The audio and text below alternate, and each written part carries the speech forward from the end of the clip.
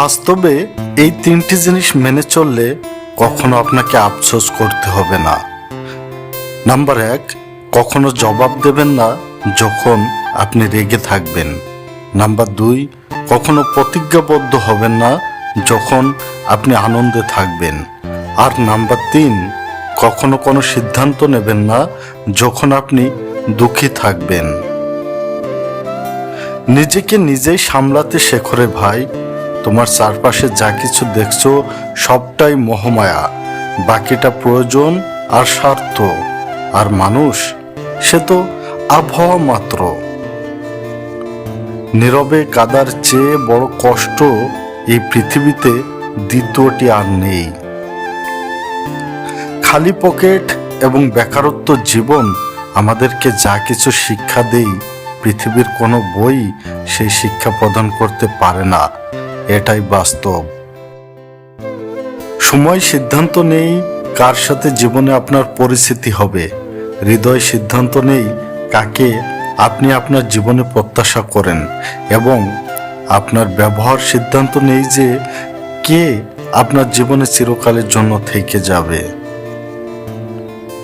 মানুষের পক্ষে সব স্বপ্নই বাস্তবে পরিণত করা সম্ভব যদি তার মধ্যে আত্মবিশ্বাস থাকে এবং সে যদি যথেষ্ট সাহসী হয়।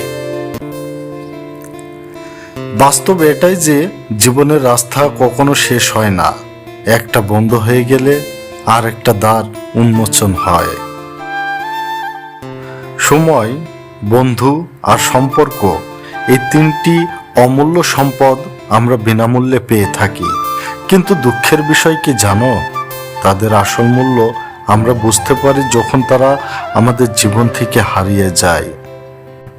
আপনি বিশ্বের সবচেয়ে সুন্দর জায়গাটি ডিজাইন করতে পারেন, তৈরি করতে পারেন এবং সাজাতেও পারেন, তবে স্বপ্নকে বাস্তবে রূপ দিতে মানুষ লাগে।